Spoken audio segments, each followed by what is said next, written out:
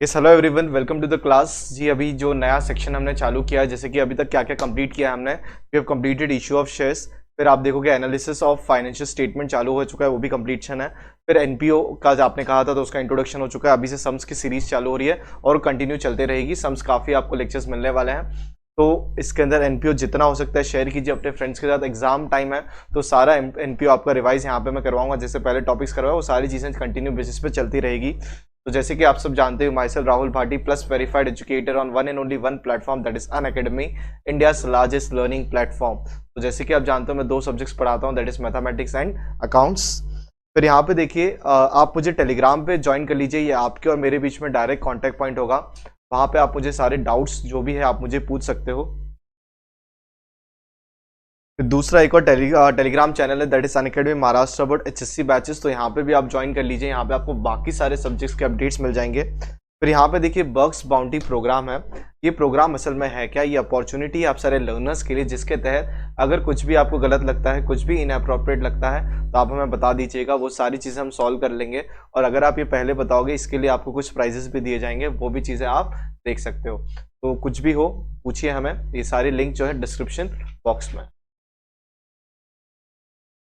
ठीक है, तो अभी स्टार्ट करते हैं क्वेश्चन नंबर 8। अब क्या दिया हुआ है यहाँ पे, ये हमारे इलस्ट्रेशंस हैं, तो पहले रीड करेंगे, चीज़ें लेके जाएंगे, आगे समझेंगे। Doctor Abhinav Bharat started practice of medical practitioner on 1 अप्रैल 2019। तो भाई यहाँ पे मेडिकल प्रैक्टिशनर समझते हो, जैसे कि कोई लॉयर वगैरह देखा होगा आपने, सीए पे ऑफिस खुद का डालते हैं, वैसे मेडिकल प्रैक्टिस जो आपने डॉक्टर्स होते हैं ना, आप जब क्लिनिक, तो वैसे खुद का प्रैक्टिस चालू किया गया on 1 April 2019। He gives you the receipt and payment account for the year ended 31st March 2020 and the adjustments are given। तो वो तो जो भी हम देखेंगे। और हमें कहा गया है prepare income and expenditure account for the balance sheet for the year ended 31st मार्च 2020। पहले रीड करते हैं। अब कैश इंट्रोड्यूस्ड, अब देखो यार थोड़ा सा पूरा इंटरप्रिटेशन का खेल है। कैश इंट्रोड्यूस मतलब क्या, कैश यहाँ पे इंट्रोड्यूस किया हुआ है। अब ये कैश इंट्रोड्यूस है क्या, ये कैश इंट्रोड्यूस बोले तो सिंपल सा बात है कि बिजनेस जस्ट चालू है। 99% यही केस होता है कि भाई बिजनेस करना तो पैसे लगते हैं। तो विजिट फी बोले तो भाई लोग आते हैं, जो भी कंसल्टेंसी लेते हैं, जो भी वो फीस होगी 100 रुपीज़ या 200 रुपीज़, वो पे करते हैं। रिसीट फ्रॉम डिस्पेंसरी, तो डिस्पेंसरी है, वहाँ से कुछ दवाइयाँ वगैरह, वहाँ से कुछ आगे पैसे। और संडे रिसीट कुछ वेरियस रिसीट छोटे मोटे, वो जैसे अभी डॉक्टर कहेंगे तो उन्हें कमीशन भी मिलता है ना, जैसे कि रेफरल समझते हो, ये सिस्टम ही पूरा वैसा है। फॉर एग्जांपल भाई मुझे ब्लड टेस्ट करवाना है, डॉक्टर ने कहा तो मेरे को ब्लड टेस्ट करना पड़ेगा, तभी तो डॉक्टर मुझे दवाई देगा। तो मुझे बताता कि भाई वहाँ पे चले जाओ, या तो वो 2-3 ऑप्शन दे देता है, तो किधर भी जाओ, डॉक्टर ने रेफर किया है ना, तो उनको आपको पैसे नहीं देने। तो वो जो क्या कहते हैं, जो क्लिनिक है कौन सा वाला, जो तुम्हारा ब्लड टेस्ट करेगा, वो उसको ऑटोमेटिकली रेफरल मनी दे देगा। समझ जाओ कि तरीके से कमीशन कह लो, तो वो चीज़ें चलती रहती है, वो फील्ड में वैसा है काम। और गलत भी नहीं है भाई, क्या करें भाई, है चीज़ें तो है। सन्डी रिसीट्स, तो ये चीज़ें हो गई। अब पेमेंट भैया, खर्चा कहाँ कहाँ हो रहा है, खर्चा हो रहा है फर्नीचर, इक्विपमेंट, ड्रग्स कौन सा है भाई, दवाइयाँ हैं, salary, rent, conveyance, stationery, electrical charges. के बाद आपका है यहाँ पे जर्नल्स, ड्राइंग्स, और साथ ही साथ है आपका बाय बैलेंस कैरी डाउन। तो ये सारी चीज़ें आपको इस प्रकार यहाँ पे ध्यान रखनी बहुत ज़रूरी है। तो मूविंग फॉरवर्ड आगे बढ़ते हैं। एडजस्टमेंट क्या दिया हुआ है, एडजस्टमेंट दिख रहा है आपको, चेक करो। एडजस्टमेंट के रूप में है receipts in arrears are visit fee and dispensary, कितना है भाई 500 रुपया। समझ में आया, रहाया ना। Receipts in arrears are visiting fee that is 2000 and dispensary, तो यहाँ पे विजिट फी और डिस्पेंसरी में क्या करें, डॉट करें। अरियस बोले तो व्हाट, आउटस्टैंडिंग, अरियस मतलब क्या, आउटस्टैंडिंग। तो हम यहाँ पे आ गए, तो कहाँ पे डॉट करना है, एक तो रिसीट्स में करना है, कहाँ पे था, रिसीट्स फ्रॉम डिस्पेंसरी पे, और किस पे बोलो, एक विजिटिंग फीस पे था, तो यहां पे एक डॉट कर दिया हमने, और एक डॉट हो गया आपका विजिटिंग फीस पे, दोनों पे है। अरियस बोले तो क्या पैसे आने बाकी है, वो बाद में वाले से आपकी पढ़ाई होती है ना, बाद में तो वैसे अरियस में पढ़ाई बाद में, वैसे तो दो चीजों पे हमारे पास एडजस्टमेंट है। उसके बाद नेक्स्ट आपको दे दिया गया है कि नेक्स्ट एडजस्टमेंट जरा देखो क्या है। आउटस्टैंडिंग एक्सपेंसेस, भाई पैसे देने बाकी, किस चीज के पैसे देने बाकी है, that is rent and salary. तो ठीक है भाई, रेंट एंड सैलरी कितना, तो रेंट पे एक डॉट कर दो और सैलरीज पे क्या कर दो, एक डॉट कर दो। धीरे धीरे सम्स का लेवल बढ़ता रहेगा, तो चीजें आसानी से ध्यान रखो। नेक्स्ट क्या है बोलो फटाफट, हो गया यहां तक। चल, तो अब क्या है नेक्स्ट हमारे पास, अगर हम देखते हैं एडजस्टमेंट के रूप में क्या है अभी हमारे पास, स्टॉक ऑफ ड्रग वॉज ₹1000। तो स्टॉक ऑफ ड्रग मतलब क्या कि भाई टोटल ड्रग खरीदा था कितना, 7000। कितने का ड्रग बच चुका है हमारे पास, 1000 रुपए का। तो ये हम कब यूटिलाइज करेंगे, नेक्स्ट ईयर यूटिलाइज करेंगे। ऐसा तो नहीं है कि भाई हाँ, अगर वो ड्रग आउट ऑफ ये हो जाता है, क्या कहते हैं उसको, डेट एक्सपायरी जिसको कहते हैं भैया, वो तो साइड में हो जाएगा और उसको डिस्पोज कर दिया जाएगा। समझ में आ गया भाई, वो उल्टा रिएक्शन हो जाएगा फिर। तो ड्रग पे भी आके यहाँ पे क्या कर दिया, एक डॉट कर दिया। उसके बाद नेक्स्ट है डेप्रिशिएट फर्नीचर और वगैरह। तो ठीक है, फर्नीचर इक्विपमेंट किस किस चीज पे डिप्रिशिएशन है यहाँ पे, फर्नीचर और इक्विपमेंट। फर्नीचर पे एक डॉट कर दिया और आपका डॉट कर दिया इक्विपमेंट का, यहाँ पे दिख रहा है ये उसी के नीचे। तो बहुत बेसिक सा सम है यहाँ पे। अगर आप यहाँ पे देखोगे ना ही आपको इसके बारे में कहा है अपना, क्या कहते हैं, सब्सक्रिप्शन के बेसिस पे भी कुछ नहीं है। समझ में आ रहा है, ज्यादा कुछ डॉक्टर की डिस्पेंसी है तो उस चीज के ऊपर यहाँ पे क्या कर रहे हैं हम, मेडिकल प्रैक्टिशनर्स है तो उनका हमें क्या बनाना है, एक तरीके से समझ लो फाइनल अकाउंट से। कुछ ज्यादा कुछ था ही नहीं ना इसके अंदर, तो बेसिक सा समय शुरू करते हैं और उसको कंप्लीट कर देंगे। तो सबसे पहले यहाँ पे आपकी रूलिंग होनी बहुत जरूरी है। एक तो एक्सपेंडिचर एंड इनकम अकाउंट, फिर यहाँ पे दूसरा होगा आपका बैलेंस शीट। तो मैं यहाँ पे एक बार लिख लेता हूं, then we can start our कुछ sums. Balance sheet as on 31 March 2020। तो यहाँ पे लाइबिलिटीज है, ठीक है, और यहाँ पे है एसेट्स। समझ में आ गया। तो ये सारी चीजें हमने यहाँ पे कर दी थी, लाइबिलिटीज हो चुका है और साथ में क्या हो चुका है, अपना एसेट हो चुका है। I hope this is clear, समझ में आ गया आप सबको पक्का 100%। तो चलो भैया आगे बढ़ते हैं। अब क्या होगा नेक्स्ट, ये हो चुका है receipts in arrears are visit और डिस्पेंसरी। तो सबसे पहले रिसीट साइड पहुंच जाओ। तो विजिटिंग फीस कितना है, 10,000 रुपीज। तो हम कहां पे लिखेंगे, हमें लिखना है income side, that is by visit fee, by visit fee. कितना है visit fee, that is 10,000 rupees. तो ये यहां पे लिख दिया। अब कुछ पैसा हमें मिला नहीं है, दैट इज व्हाट, आउटस्टैंडिंग। तो ऐड करेंगे हम outstanding visiting fee, outstanding visit fee, that is how much, 2,000। तो टोटल बाहर कितना चला जाएगा, 12,000 रुपए। तो ये 12,000 हमने सीधा सीधा जाके कहां लिख दिया, बाहर लिख दिया। तो मूविंग फॉरवर्ड नेक्स्ट और एक चीज किस पे आउटस्टैंडिंग था, दोनों इफेक्ट साथ में देंगे। एक था आपका रिसीट्स फ्रॉम डिस्पेंसरी, क्या था, रिसीट फ्रॉम डिस्पेंसरी। तो यहां पे लिख देंगे बाय रिसीट्स फ्रॉम डिस्पेंसरी, ठीक है। कितना आएगा रिसीट्स फ्रॉम डिस्पेंसरी, यहां पे अगर आप देखोगे दैट इज योर 30,000। समझ में आ गया, ये हमने यहां पे इस प्रकार इधर लिख दिया है। उसके बाद यहां पे ऐड क्या करेंगे बताइए, आउटस्टैंडिंग है, कितना आउटस्टैंडिंग था, 500 रुपया। तो सिंपल सी बात है, यहां पे भी हमने लिख दिया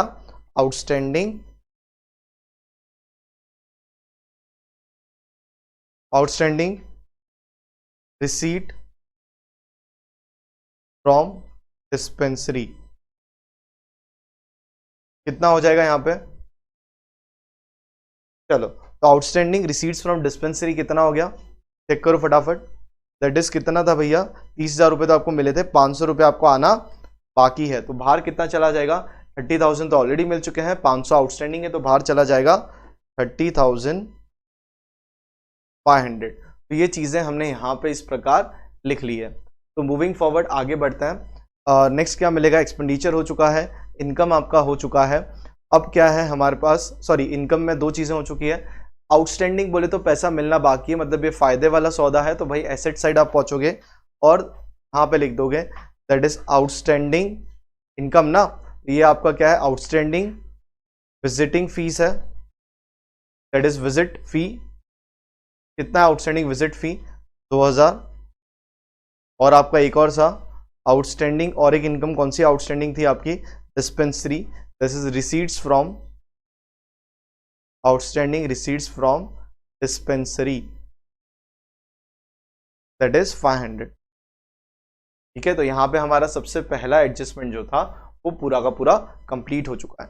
तो मूविंग फॉरवर्ड आगे बढ़ते हैं अभी हम। Outstanding expense that is rent and salary. यहाँ पे जब आते हैं हम रेंट एंड सैलरी पे देखते हैं कितना है हमारे पास। रेंट एंड सैलरी दो खर्चे जो कि आउटस्टैंडिंग है। तो जैसे इनकम आउटस्टैंडिंग थी उसको क्या किया आपको पता है। अब लिखते हैं यहाँ पे रेंट कितना है भाई 6,000 रुपया और सैलरी कितनी है यहाँ पे 12,000। तो रेंट पे पहुँचते हैं। तो रेंट क्या है एक्सपेंडिचर है। यस, तो एक्सपेंडिचर साइड आइए। तो सबसे पहले अमाउंट लिखिए एक्चुअल रेंट है कितना। यहाँ पे पहुँच के हमने क्या लिखा सीधा सीधा that is to rent. Yes, that is how much 600। और आउटस्टैंडिंग कितना है यहाँ पे 500 रुपया। तो ऐड आउटस्टैंडिंग रेंट 500 रुपी। तो खर्चा बढ़ेगा ना, 6,000 ऑलरेडी हो चुका है, 500 और होना है तो कितना हो जाएगा 6,500। I hope this is clear, सबको समझ में आ गया। तो यहाँ पे हमने लिख दिया 6,500 पूरा का पूरा इस प्रकार। तो मूविंग फॉरवर्ड आगे बढ़ते हैं। अभी नेक्स्ट ईयर आपका फिर और एक चीज कोई आउटस्टैंडिंग है। सैलरी 1,000 रुपया। तो सैलरी है कितना 12,000, 1,000 रुपया और आपको देना है तो ठीक है दे दीजिए। तो टू सैलरी 12,000 यहाँ पे ऐड कर देंगे। ऐड कितना करेंगे बताइए। टू सैलरी हमने यहाँ पे लिख दिया। अब ऐड करते हैं, बताओ क्या ऐड करें। Salary that is outstanding salary that is how much 1,000 rupees. खर्चा बढ़ना ही है ऑब्वियस सी बात है। तो यहाँ पे हो गया अपना कितना 13,000। I hope this is perfectly clear, सबको समझ में आ चुका होगा। अब 12 plus 1,000 that is how much 13। तो टोटल दो आउटस्टैंडिंग है। तो ये क्या है सीधा सीधा आपका लायबिलिटी है। तो आप पहुंचोगे बैलेंस शीट में और यहाँ पे लिखोगे आउटस्टैंडिंग एक्सपेंसेस, जिसके अंदर दो है आपका, एक तो रेंट हो गया और दूसरा हो गया आपका सैलरी। तो रेंट लिखा यहाँ पे, सैलरी लिखा। चलो ठीक है, रेंट कितना है यहाँ पे 500 और सैलरी कितना है आपका 1,000। टोटल कितना जाएगा बाहर 1,500। तो ये चीज़ें हमने एग्जैक्टली इस प्रकार यहाँ पे लिख ली जैसा कि हम फाइनल अकाउंट्स में करते थे। अब तक देखो ये सिमिलर फाइनल अकाउंट्स ही है और कुछ नया नहीं, बस सब्सक्रिप्शन का आपको सॉल्व करना है और फाइनल अकाउंट्स ही है, क्योंकि एनपीओ आप बनाते हो कुछ अलग ऑर्गेनाइजेशन की, फाइनल अकाउंट्स आप बनाते हो सोल प्रोप्राइटर का। ठीक है, यहाँ पे फाइनल अकाउंट्स बन रहा है पर स्कूल का, हॉस्पिटल्स का, या कोई चार्टर्ड अकाउंटेंट का, या कोई लॉयर का, क्योंकि उनका एक्सपेंडिचर वो सिंपल रखते हैं अपनी चीज़ें। लेकिन यहाँ पे अगर आप देखोगे ना, चार्टर्ड अकाउंटेंट लॉयर को इधर मत डालना क्योंकि वो प्रॉफिट कमाते हैं, ये डिस्पेंसरी प्रॉफिट के लिए नहीं है। तो एनजीओ जो संस्थाएं हैं ना वो यहाँ पे आ गई, इसलिए उनका इनकम एंड एक्सपेंडिचर अकाउंट बन रहा है, ना कि प्रॉफिट एंड लॉस अकाउंट। बस यही फर्क है और कुछ नहीं है। ना ये लोग ट्रेड करते हैं इसलिए ट्रेडिंग और उसके अंदर बाइफर्केशन नहीं है। जब वहां पे बाइफर्केशन क्यों होता है, आप जरा सोचो। ये जो पेन है मैं बनाता हूं, ठीक है, मैन्युफैक्चरिंग करता हूं, तो मुझे ग्रॉस प्रॉफिट पता होना जरूरी है। ग्रॉस प्रॉफिट असल में है क्या? ग्रॉस प्रॉफिट असल में ये आजकल देखते रहोगे शार्क टैंक, वहां पे भी नॉलेज मिलते रहता है। तो ग्रॉस टैंक है क्या, सॉरी ग्रॉस टैंक है, ग्रॉस प्रॉफिट है क्या? मतलब कि सिंपल सी बात है कि ये पेन बनाने का खर्चा आपने जो, एक तो हो गया सेल कि ये कितने में बिकता है, समझ में आ गया। फॉर एग्जांपल एक प्राइस में बिकता है, उसके बाद ये कितना उसका क्या है, आप खर्चा बढ़ता है, मतलब एट अ फैक्ट्री लेवल, तो उसको आप माइनस करके आपको एक अमाउंट मिलता है। वो अमाउंट ऐसा अमाउंट है कि उतना पैसा, जितना नंबर ऑफ यूनिट्स बिकेगा उतना पैसा आपके पास आएगा। इसका मतलब ये नहीं है कि अगर मेरा इसके ऊपर मेरा कुछ मार्जिन है, that is how much, for example 50%, 10,000 का ये बेचता हूं मैं और 5,000 इसका कॉस्ट है, दैट इज ग्रॉस प्रॉफिट 50% हुआ। अरे भैया 50% ठीक है, इसका मतलब ये नहीं हुआ कि मैं 50% कमाता हूं, दैट इज ग्रॉस प्रॉफिट। उसके बाद बेचने के लिए लोगों को मार्केटिंग के बंदे रखे हैं, एडवर्टीजमेंट रखा हुआ है, सैलरी है, समझ में आ गया कि नहीं आ गया, बैंक चार्जेस है, कहीं लोन लिया हुआ है तो इंटरेस्ट चार्जेस है। ये बनने में तो पहले फंडिंग तो गया है, उसके पीछे और बहुत सारे चार्जेस जुड़ जाते हैं, स्टाफ है, समझ में आ रहा है कि नहीं आ रहा है, खुद का नाश्ता पीना, नाश्ता वगैरह सबको करवाना है, ये सुनो चाय पानी चलते रहता है, समझ में आ रहा है। तो कितना खर्चा है, समझ में आ रहा है। और फिर जो ट्रैवलिंग एक्सपेंस है वो खुद अपने आप में बड़ा हो जाता है। स्टाफ को कहीं भेजा तो क्या खुद के पॉकेट से पैसा लगाएगा? रोज उसको एक, फॉर एग्जांपल स्टाफ को 10,000 सैलरी दी गई प्यून को, और उसको कहा गया भैया कभी भी हम कहते हैं ना कोई भी काम हो, इधर चले जाओ उधर चले जाओ, वहां से चेक लेके आओ, वहां पे ये देके आओ वो देके आओ, ये सब प्यून का काम वो कर रहा है। तो हर बार जाता है वो 5,000 रुपये तो उसका ट्रैवलिंग लग जाता है, तो क्या नेट प्रॉफिट घर पे 5,000 लेके जाएगा? वो भी सैलरी 10,000, 5,000 ट्रैवलिंग में डालेगा क्या खुद के? अरे वो तो कंपनी देगी ना, समझ में आ रहा है। तो ऐसे खर्चे बढ़ जाते हैं। फिर आता है आपका नेट प्रॉफिट। फिर आपको क्या लगता है नेट प्रॉफिट भी जो आता है वो क्या पूरा जेब में रहता है क्या? उसके अंदर भी बहुत सारी चीजें हैं। एबिटा करके वर्ड सुना होगा कभी आपने, ये सुनो, दो चीजें कभी ना कभी आपको हायर स्टैंडर्ड्स में पता चल जाएगी, नहीं भी पता चलेगी फिर भी कुछ नहीं है भाई, चल रहा है जिंदगी, क्या है। समझ में आ गया? तो चीजें ध्यान रखो। तो ये जब कभी भी आप बिजनेस करने जाओगे सारे टर्म्स आपको पता होने चाहिए कि आपका जो नेट प्रॉफिट है उसके अंदर आपने टैक्स भर दिया है क्या, ठीक है, earning before interest and tax की भाई टैक्स, और ये जो निकालने से पहले आपके प्रॉफिट्स बच रहे हैं वो कितना है, तो आपने गवर्नमेंट को कितना जा रहा है, आपके पास एंड में कितना बच रहा है, उसमें से भी आपको क्या निकालना पता है, रिजर्व्स निकालना है, तब जाके बाद में प्रॉफिट जो डिस्ट्रीब्यूटेबल प्रॉफिट बचता है। ऐसा नहीं कि ग्रॉस प्रॉफिट है, मेरा मार्जिन 100% है, मार्जिन फॉर एग्जांपल 90% मेरे बिजनेस का मार्जिन है, अरे 90 बचा लेकिन नेट कितना बचता है, वो बेचने के चक्कर, इसके लिए कहते हैं कैश बर्न। तो आजकल जो हम सुनते हैं ये सुनो, कितने सारे ऐप्स आपने देखे होंगे जो आपको रिवॉर्ड्स देते हैं, ये देते हैं वो देते हैं, तो खर्चा है उनका, पर मंथ का कैश बर्न है भाई इतना, तो हमें 10 लाख तो हर महीने लगता ही लगता है, पैसा बाद में आएगा, पैसा कब आएगा, बाद में आएगा। तो ये सारी चीजें इस प्रकार यहाँ पे मायने रखती है। I hope this is clear and सबको ये चीजें समझ में आ रही है। और यहाँ पे ये मुद्दा नहीं है, यहाँ पे इसके लिए आप क्या बनाते हो, आप बनाते हो एक्सपेंडिचर एंड इनकम अकाउंट। क्या बनाते हो आप, एक्सपेंडिचर एंड इनकम अकाउंट, ठीक है। अब जरा क्या बढ़ते हैं, सेकेंड इफेक्ट भी हो चुका है, अब आ जाओ यहाँ पे। Stock of drug was ₹1000। तो स्टॉक ऑफ ड्रग, तो भैया ड्रग का कितना यहाँ पे स्टॉक खरीदा गया है, 7000 रुपए का यहाँ पे ड्रग क्या है, खरीदा गया है, मतलब दवाइयां खरीदी गई है। तो क्या करें बताइए, स्टॉक कितने का बच चुका है, 1000 रुपए का बच चुका है, यस और नो। तो पहले स्टॉक पे खर्चा हुआ है, तो यहाँ पे हम लिखेंगे दैट इज टू स्टॉक, कितना खर्चा हुआ है, देखेंगे तो 7000, कुछ बच गया ना, तो लेस स्टॉक ऑफ ड्रग, कितना बच गया, बोलो फटाफट, दैट इज 1000 रुपीज बच गया। तो ये तो आप बाद में यूटिलाइज करोगे, तो करंट ईयर के खर्चे में मत डालो, ये आप बाद में यूटिलाइज करने वाले हो ना, तो करंट ईयर के खर्चे में क्यों डालते हो, बाद में के बाद में ही रहने दो। तो यहाँ पे आ गए हम, तो यहाँ पे क्या लिखेंगे बताइए। तो ये चीजें हो चुकी है, अब बचा है ना, तो क्लोजिंग स्टॉक कैसे होता था, ये इस तरीके से उस स्टॉक का क्लोजिंग है, समझ में आ गया, तो बच गया ना। तो यहाँ पे आ जाएगा that is stock of drug, कितना है, 1000 रुपया।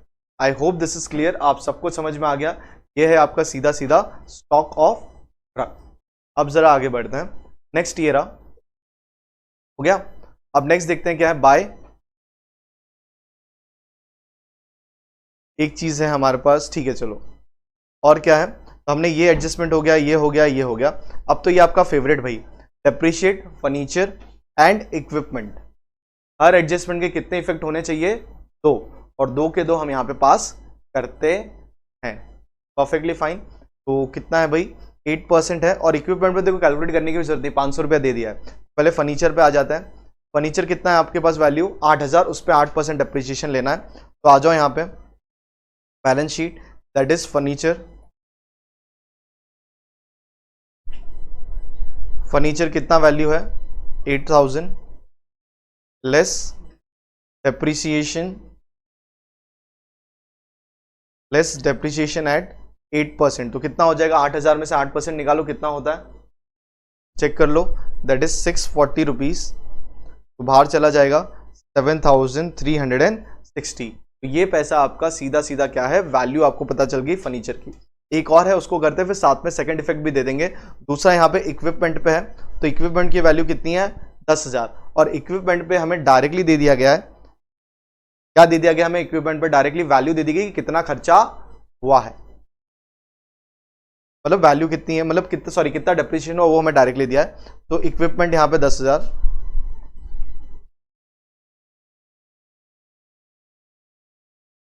इक्विपमेंट ये रहा 10,000, लेस क्या करना है बताइए, डेप्रिसिएशन, लेस डेप्रिसिएशन कितना भाई एट 500, तो 500 ठीक है, डायरेक्टली ले लो पूरा। तो ये हो गया 9500।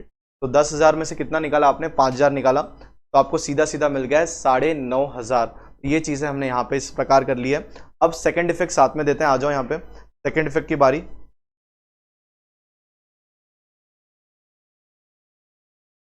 तो सेकंड इफेक्ट थोड़ा सा यहाँ पे नीचे लिख देता हूँ, दैट इज 2 डेप्रिसिएशन। 2 चीज पे डेप्रिसिएशन है, एक सबसे पहले है आपका बता दो, 2 चीज पे, दैट इज डेप्रिसिएशन फर्नीचर, तो दूसरा है आपका इक्विपमेंट। कितना है फर्नीचर 640, इक्विपमेंट कितना है यहाँ पे 500, दोनों की वैल्यू कितनी हो जाएगी 640 और यहाँ पे है 500, दोनों को आप ऐड करके लेके जाओगे दैट इज 1140। तो ये चीज़ें आपकी इस प्रकार एग्जैक्टली हमने यहाँ पे कर दी, जिससे फाइनल अब तक मैं आपको कहूँ कुछ डिफरेंस नहीं है फाइनल अकाउंट ये वाले सब में, तो क्योंकि सब्सक्रिप्शन जब आ जाता है इसके अंदर बस डेट का खेल है कि भाई ये ओपनिंग क्लोजिंग को लेस करो, वही एक उतना सा पार्ट है, बाकी चीज़ें काफ़ी आसान है और उसको भी हम लोग ने स्टार्टिंग में अलग से कैटर कर लिया है। तो अब नेक्स्ट क्या है आपके पास 40% of conveyance are for domestic purpose. अब ये क्या है मैं बताता हूँ। पहले तो क्या है आपका कन्वेंस ना, कन्वेंस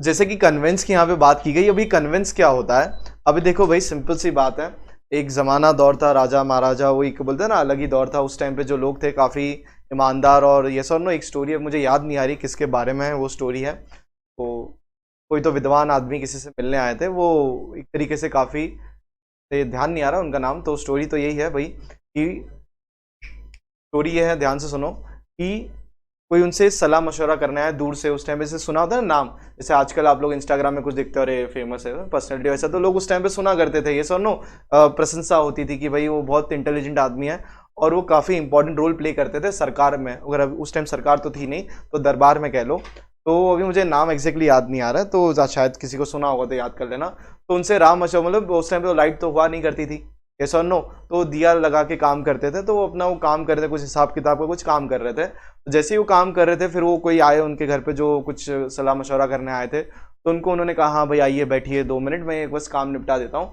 तो भाई जैसे ही उनका काम खत्म हुआ तो उन्होंने क्या किया, उस दिए से दूसरा दिया लगाया, ठीक है, और दूसरा दिया लगा के क्या किया, फिर उनको पूरी रोशनी जरूरी है ना, बात कर रहे हैं, तो भाई फिर बातचीत करना चालू कर दिया जो भी था, फिर उनको पूछा उन्होंने, वो दूसरे जो सज्जन इंसान आए थे कि भाई ये ऐसा आपने क्या किया, रोशनी तो उससे भी आ रही थी, रोशनी तो इससे भी आ रही थी, तो उन्होंने कहा जब मैं ये काम कर रहा था मैं उस मतलब दरबार के लिए काम कर रहा था ना, तो उस टाइम पे उसके अंदर जो तेल लगा हुआ है दैट इज एक तरीके से फ्यूल हो गया, ऑयल है ना उसके अंदर, उससे वो दिया जल रहा है, तो वो किसका है, वो एक तरीके से राज्य का है ना, राज्य के पैसे लगे हुए हैं ना उस पर। यहाँ पे मैं अभी आपसे जो काम कर रहा हूँ, ये जो मीटिंग हो रही है पर्सनल मीटिंग हो रही है, समझ में आ गया, यही कौन सा काम नहीं हो रहा है, ये कोई दरबार का मतलब क्या कोई दरबार का काम नहीं हो रहा, अगर आप दरबार में आते तो उधर के रिसोर्सेज यूज होते हैं, तो जो लगान जो टैक्सेस वसूले गए होंगे वो पैसा यूटिलाइज किया होता, तो जो इतना लोग सोचा करते थे।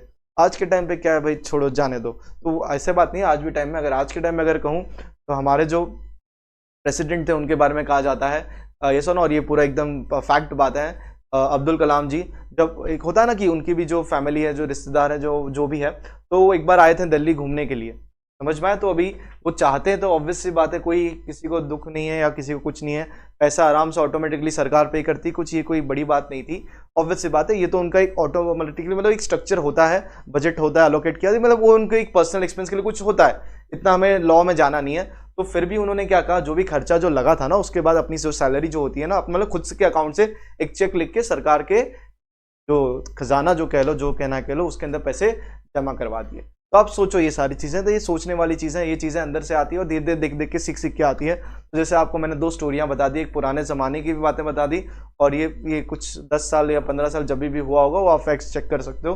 तो चीज़ें सोचो, तो ये अब मुद्दा आता है यहाँ पे हमारा एडजस्टमेंट पे। सर इतना घुमा के लेके सीधा बता देते तो बता देते हैं, जरूरी है इसका मतलब समझना, क्योंकि आप पर्सनल एक्सपेंसेस आप कभी बिजनेस में आप नहीं डाल सकते हो, बिकॉज आपका नेट प्रॉफिट क्या होगा, गिर जाएगा ना, that is wrong, that is not allowed. तो यहाँ पे जो लिखा गया है दैट इज 40%, कितना 40% है ना कन्वेंस, तो 40% of conveyance is for domestic use, तो भैया उसको बिजनेस में कहाँ डाल रहे हो, तो कन्वेंस का खर्चा कितना है, यहाँ पे एक डॉट रह गया तो ठीक है अब भी कर देते हैं, तो 4000, तो यहाँ पे पहले तो खर्चा, तो टू कन्वेंस यहाँ पे लिख देते हैं, दैट इज टू कन्वेंस, कितना होता है भैया 44,000, उसमें से 40% डोमेस्टिक यूज है, तो यहां से निकाल दो 40% डोमेस्टिक, यस, तो 40% हम यहां से क्या करेंगे, माइनस कर देंगे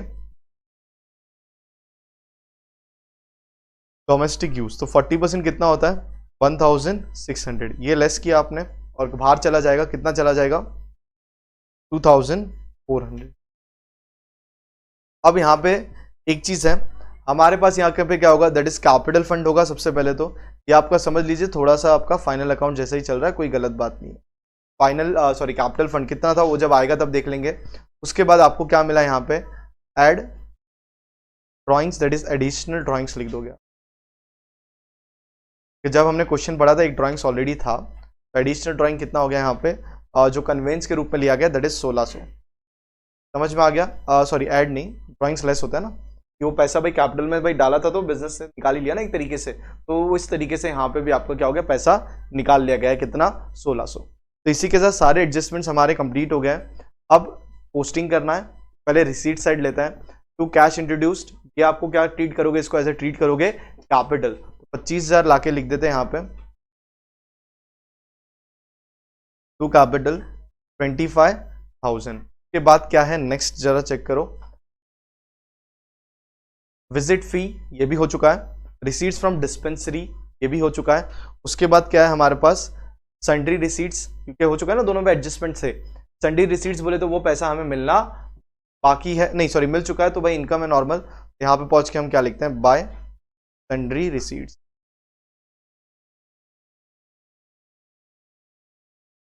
बाय सन्ड्री रिसीट्स कितना होगा,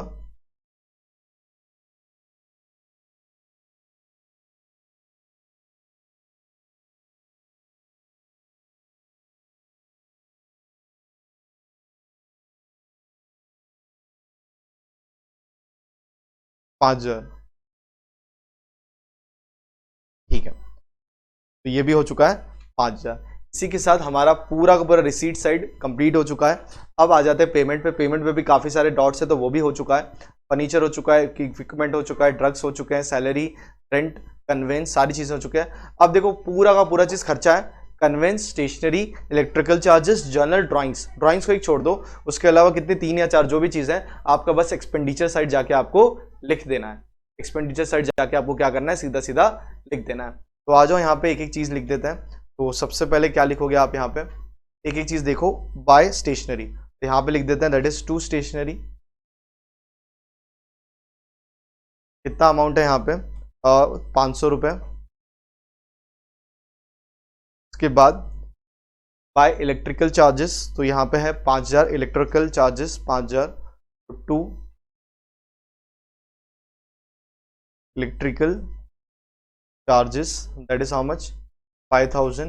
ये चीज़ें हो चुकी है। फिर है आपका बाय जर्नल्स, तो यहाँ पे भी लिख दीजिए that is to journal. Journals क्या होता है मैं वो भी एक्सप्लेन कर देता हूँ आपको, पहले 500 रुपया।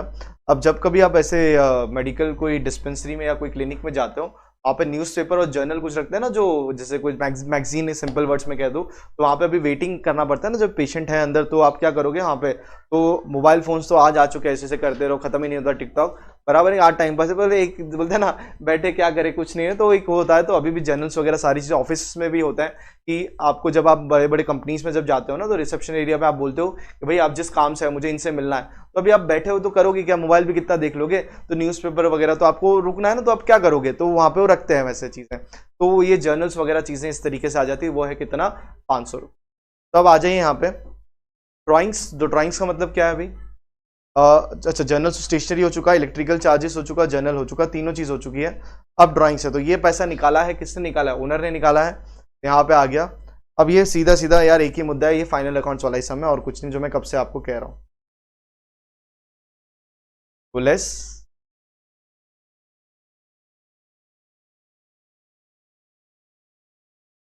तो यहाँ पे आ गया that is less additional drawings, मैंने लिख दिया 1600 रुपया। अब यहाँ पे लिखते हैं लेस ड्राइंग्स। लेस ड्राइंग्स कितना हो जाएगा, 15,000। कैपिटल फंड भाई बाहर ही आएगा, ठीक है, 25,1600 और ये है 15,000। तो अब जरा आगे बढ़ते हैं। अब देखो नेक्स्ट क्या है, बैलेंस कैरी डाउन। ये आपका बैलेंस कौन सा है, कैश इन हैंड है, तो कैश इन हैंड पे आ जाते हैं यहाँ पे, cash in hand that is 2,000। अब इसी के साथ आई गेस सारी चीज़ें कंप्लीट हो चुकी। एक नज़र बाद में बोलते हैं ना घुमा लेने का, कभी आप ट्रैवल वगैरह करते रहोगे जीवन में, कभी गांव वगैरह गए होंगे, चुक चुक गाड़ी में बैठे होंगे, तो हमेशा क्या होता है, जब कभी आप लोग वहाँ से स्टेशन जब आता है ना, एक बार सब देख ले, अरे भाई सब सामान तो ले लिया है ना, सब हाथ में ले भी लिया, फिर भी गिन लेते हैं ना कि भाई हाँ भाई 5 सामान हम लेके निकले थे घर से, 5 बैग हमारे पास है, फिर हम उतरते तो ट्रेन गई तो खत्म हो गया ना, पेपर चला गया, अरे ये तो मेरा छूट गया था, कुछ नहीं, बाद में मजा करो।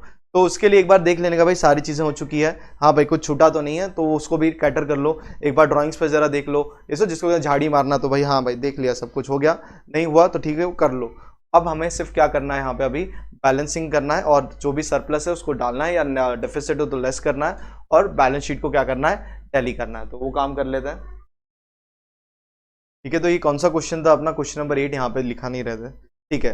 तो यहाँ पर अगर आप अभी टोटल देखना चाहोगे तो यहाँ पे हमें टोटल मिलने वाला है, दैट इज 47,500,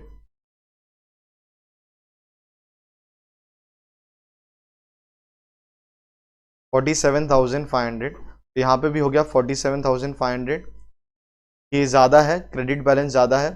डेबिट बैलेंस का पेंसिल टोटल है आपका 35,040, तो उसको आप माइनस करोगे तो आपको क्या मिल जाएगा, सरप्लस मिल जाएगा, दैट इज टू सरप्लस।